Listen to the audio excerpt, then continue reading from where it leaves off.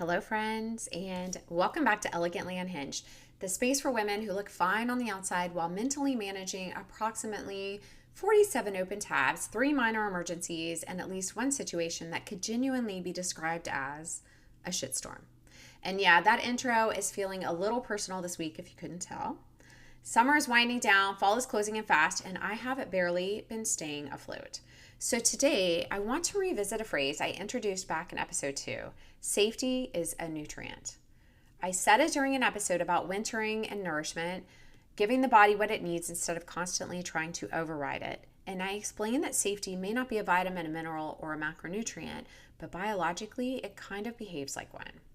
Because when the nervous system doesn't sense safety, digestion shifts, blood sugar becomes harder to regulate, hormones get weird, inflammation increases, appetite cues go all kinds of wonky, and metabolism and repair slow down. So kind of the opposite of what we want to be happening. In other words, you can eat the vegetables, take the magnesium, hit your protein goal, and happily sprinkle chia seeds on every damn thing. But if your body is living like a tiger is chasing it through the kitchen, it may not be able to fully use all that support you're lovingly giving it. Now, recently a friend brought up this phrase, safety is a nutrient, while we were on a call with other people. She remembered me saying that when the body feels safe, it can absorb and digest nutrients more effectively. And honestly, it was super cool to hear that this had stayed with her. And lately, boy, have I needed to come back to this idea of safety as a nutrient myself. Because the last few weeks have been a lot. Stress in multiple areas of my life decided to arrive at the same time. And thank you, universe. It's awesome when life does that. And at one point, I genuinely felt like I was losing my shit. My brain felt scattered and overloaded. My gut went sideways. My appetite waned.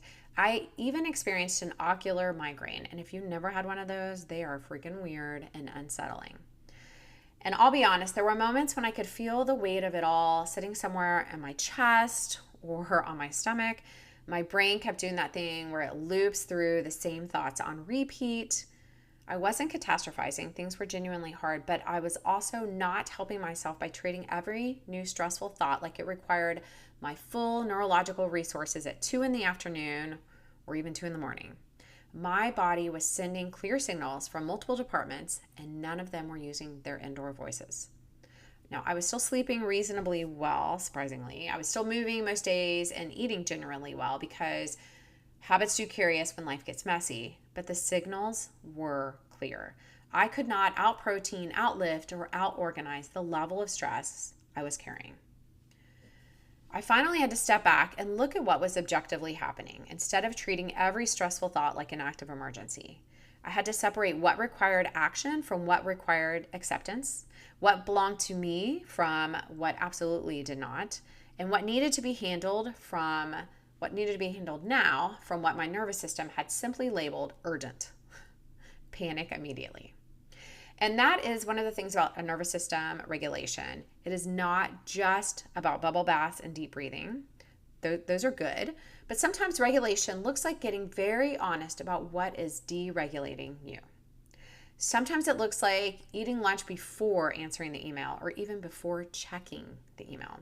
Sometimes it looks like turning off notifications or asking for help.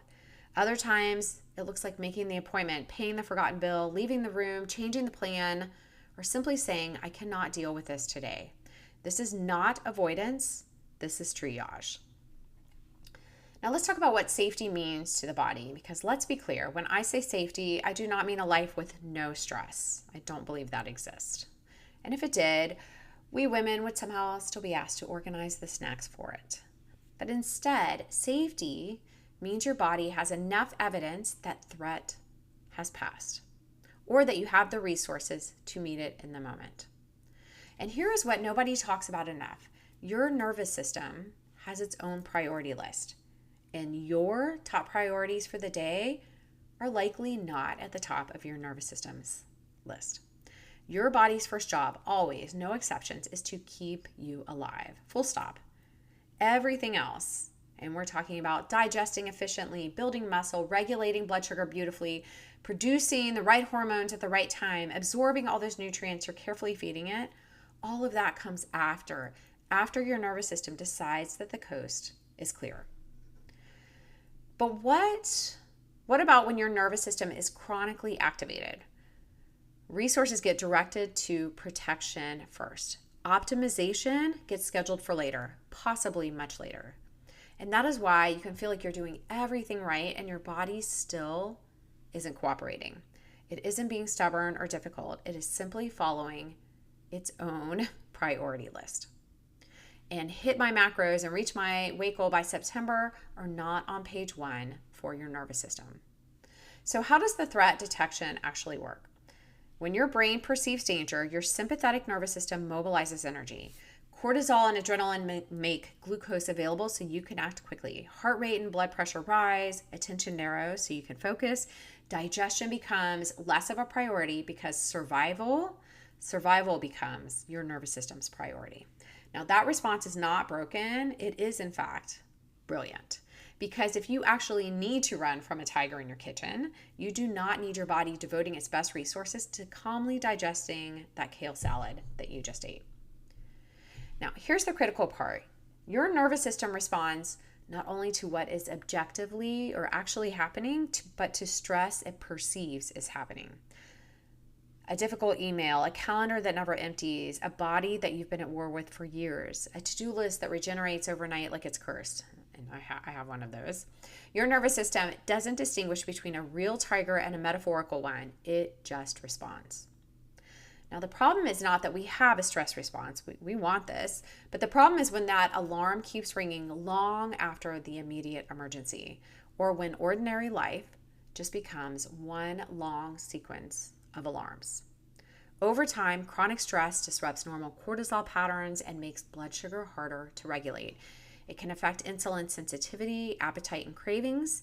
It can actually change gut motility. So that might cause constipation for one person, diarrhea or urgency for another. And stress can affect the gut barrier and communication along the gut-brain axis.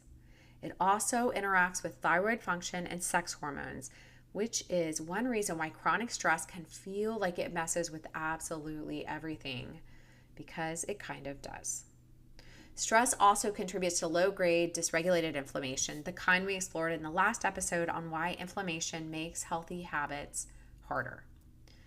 It's also the kind that doesn't announce itself dramatically, but quietly undermines all of those results that you've been working so hard towards. The kind that contribute to chronic disease. And that is why just try harder is such useless advice. Your body is not refusing to cooperate because it is lazy, undisciplined, or hormonally possessed, though sometimes that feels like that. It may be allocating resources towards protection instead of digestion, recovery, muscle building, reproductive function, or long-term repair. Now, a body under stress can absolutely change, but it often adapts in protective ways. Things like more cravings, less predictable hunger, dysregulated or disrupted digestion, poor glucose regulation, slower recovery, greater fatigue. So the goal is not to force your body to change while it is defending and protecting you. The goal is to give it enough support so that it no longer has to defend you quite so aggressively. Okay. Now, this is where nervous system nutrition becomes practical. And safety can look like eating consistently enough that your body isn't wondering when food is coming again. Because skipping meals or under eating, like we've talked about on here before, in a stress state sends one more data point that something is wrong. It's adding scarcity on top of threat. Your body registers that and doubles down on protection. Now, safety can look like eating protein at breakfast, fiber-rich carbohydrates, and enough fat to stay satisfied. Not because every meal needs to be metabolically perfect, it's probably not happening unless you have a personal chef, but because steadier fuel creates more predictable energy and blood sugar. And predictable blood sugar is one of the fastest ways to signal to a nervous system on high alert, hey, we are not in an emergency right now. You are safe. Okay. Safety can look like hydration, minerals, and adequate calories. The things that are easy to let slide when life is chaotic, and the first things that compound the dysregulation when they're missing. And safety can also look like not trying to repair an overwhelmed nervous system with coffee until 3 p.m. and then wine at 6. No judgment. I understand the strategy. I've been there. It is simply not the regulatory masterpiece we sometimes want it to be. But safety is bigger than food. It is also rhythm, boundaries, support, rest, predictability, connection. It's knowing that you can leave or you can simply say no, knowing that one hard day does not require a complete reinvention of your life by Monday morning. Sometimes the most metabolically supportive thing you can do is to eat the balanced meal. Sometimes it is to cancel the thing, and sometimes it is just to sit down, put both feet on the ground or floor, and ask, what is actually true right now? What does my body think is happening?